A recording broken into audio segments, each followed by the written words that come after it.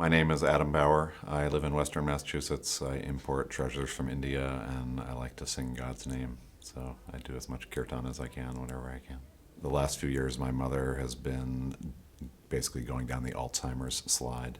And I've been watching this vibrant, intelligent, hardworking, very capable woman, my mom, basically start to lose her mind. In my mother's growing loss of capacity, I've needed to step in and love her in a way that I've never really been able to love her before, and to show that love in really practical, really grounded, really heartbreaking ways. She's been very thoughtful for a number of years, even before this came up as a medical condition, that she was clear she didn't really want to live a super low quality of life if it came to the place where she ever was to suffer something like that. She's got all the stuff written down.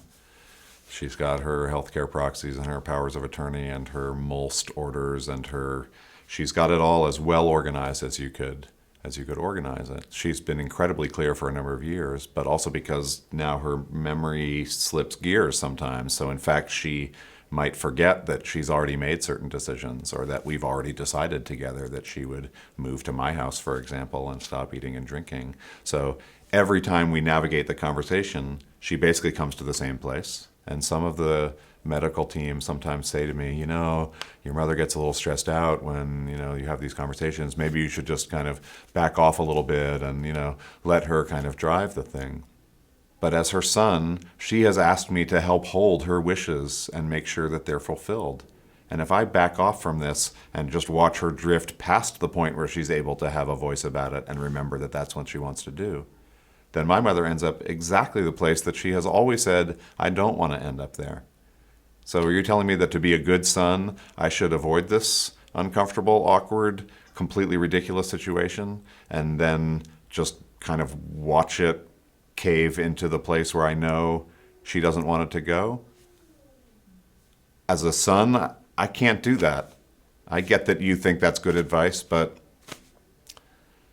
I can't sleep well at night knowing that I'm not doing everything I can to help my mother have the dignified life and dignified death that she has basically mapped out for herself. We've got this sort of national instinct to keep people alive at all costs, no matter what. And then later, maybe we think, or maybe we don't even think about what the quality of that life really is. It's almost as if there's a medical industrial complex designed to keep people pumped up on drugs and alive for as long as they can continue extracting resources from their pocketbooks, and then they can die. The thing about dementia is it's not really a terminal condition. People don't really die from it. They just lose all the quality of their life, or most of it, as we understand quality of life. I'm being told that I need to be really careful about how I handle all this because I could face legal jeopardy for helping my mother end her own life unless it's done strictly in accordance with the ways that the culture allows. Right now, there's no physician-assisted suicide almost anywhere in the country, and so everybody's in jeopardy if they help old people die. But you go into hospice environments and sometimes, people just kind of look the other way a little bit and give a little bit of extra morphine to the people who are really old because everybody recognizes this isn't right to just have these people hanging on like this, The kind and compassionate thing isn't always what looks like the obvious thing to do. I'm setting up my home to be welcome to her to come to live at for a little while and to do her what they call VSED, voluntary stopping of eating and drinking, with loving family and children close, not visiting for a few hours a day, but we're all actually sleeping in that home. Come, be home. And then when you're ready, stop eating and drinking. And we have your old piano in your room, and we can sing and play songs and tell stories and look at old photographs, and we can hold you close and snuggle you and love you up. And when you're ready to say goodbye, we'll say goodbye. The truth is I am afraid that we're going to miss the window and that my mother's clear and distinct and consistent wishes will not be realized. And I hope for all of our sake that my mother is granted that wish of hers to die with dignity surrounded by family. And the contemplation of losing that window and just watching her have what could be a 10-year slide into total la-la land